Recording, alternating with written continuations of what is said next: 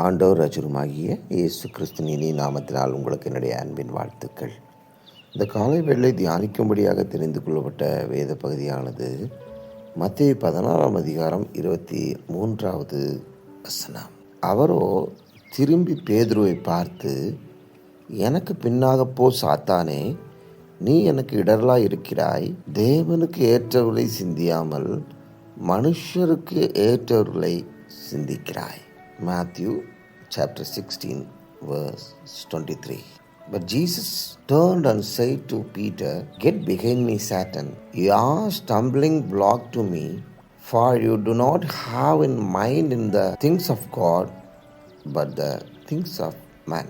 இன்றைக்கு நம்முடைய வாழ்க்கையிலே அநேக வேளையிலே நாம் கர்த்தருடைய பிள்ளைகளாக இருந்து கர்த்தர் சிந்திக்கிறது போல சிந்திக்காமல் மனிதருடைய சிந்தனைகளை, வீணான சிந்தனைகளை சிந்தித்து நம் தேவனுடைய திட்டத்தை நிறைவேற செய்ய முடியாத சத்துருடைய பிள்ளைகளாய் மாறிக்கொண்டிருக்கிறோம்.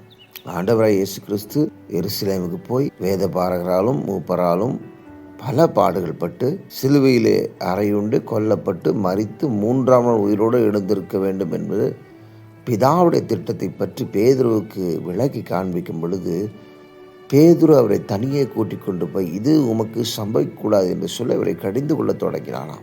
தேவனுடைய திட்டத்தை எதிர்த்தான். கிறிஸ்துவாகிய கர்த்தராகிய இயேசு கிறிஸ்துவின் மேலுள்ள அன்பின் நிமித்தமாய் இதை எதிர்த்தான். நாமும் கூட இன்றைக்கு தேவனுடைய திட்டத்தை எவ்வளையாக எதிர்க்கிறவர்களாக இருக்கிறோமா?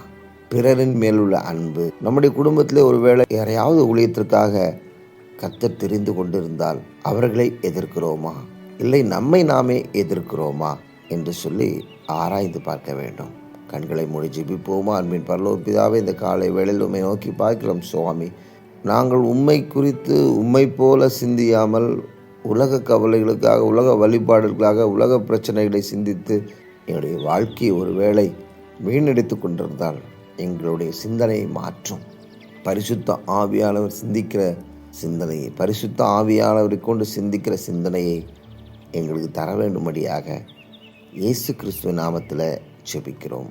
ஜீவனுள்ள நல்ல பிதாவே, ஆமேன். எனக்கு பிரியமானவர் கிங் லைன் ஆஃப் ஜூடா ப்ரொஃபட்டிக் மினிஸ்ட்ரியின் சார்பாகவும் இமானுவேல் லிட்ரேச்சர் சர்வீசஸ் சார்பாகவும் நான் உங்களை கிறிஸ்துவுக்குள்ளாக வாழ்த்துகிறேன். தேங்க்யூ.